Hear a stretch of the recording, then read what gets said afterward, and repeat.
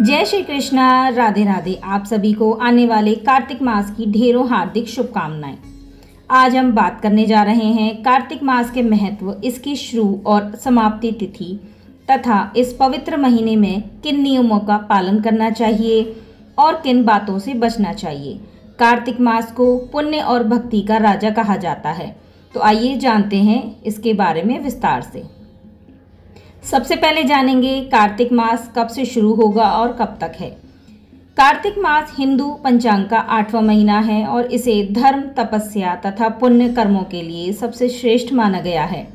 वर्ष 2025 में कार्तिक मास 8 अक्टूबर से शुरू होगा तथा 5 नवंबर 2025 तक रहेगा। यह एक पूरा महीना भगवान विष्णु और माता लक्ष्मी की आराधना के लिए समर्पित है। आगे जानेंगे कार्तिक मास का महत्व क्या है। पद्म पुराण और स्कंद पुराण में कार्तिक मास को सबसे पावन महीना बताया गया है। कहते हैं इस मास में एक दीपक जलाने मात्र से हजारों यज्ञों का फल प्राप्त होता है। विशेषकर प्रभातकालीन स्नान और दीपदान करने से पाप नष्ट होते हैं और पुण्य की प्राप्ति होती है। देवउठनी एकादशी और कार्तिक पूर्णिमा इस मास के सबसे महत्वपूर्ण पर्व हैं।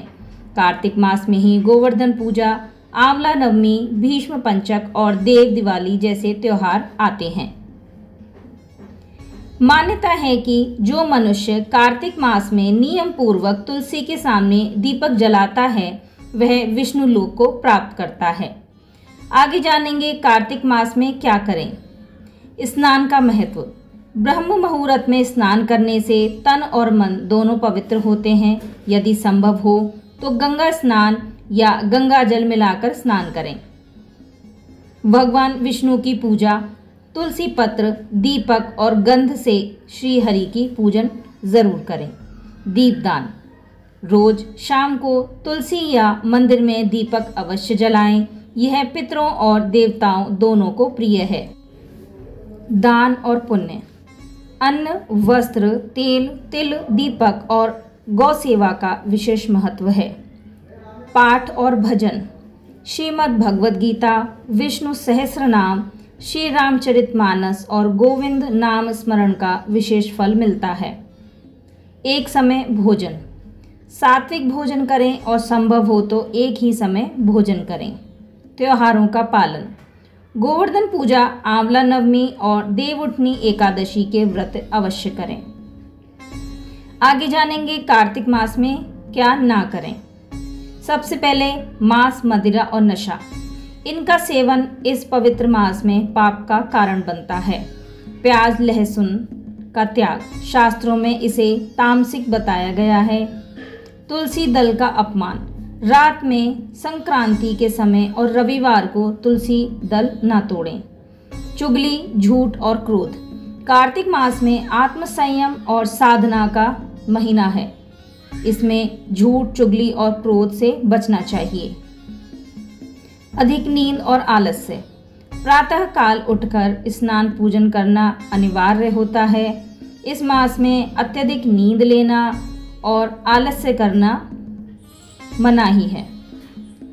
पशु पक्षियों को हानि। इस महीने में करुणा और दया का पालन विशेष पुण्य देता है।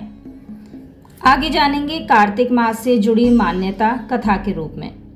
पुराणों में कथा आती है कि एक बार स्वयं भगवान शिव ने माता पार्वती से कहा कि सभी मासों में कार्तिक मास सर्वोत्तम है। जो भी मनुष्य इस मास में स्नान, दान और दीपदान करता है वह मेरे सहित विष्णु लोक को प्राप्त होता है। इसलिए इसे पाप नाशक और मोक्षदायक मास कहा गया है। आगे जानेंगे कार्तिक मास में तुलसी पूजन का महत्व।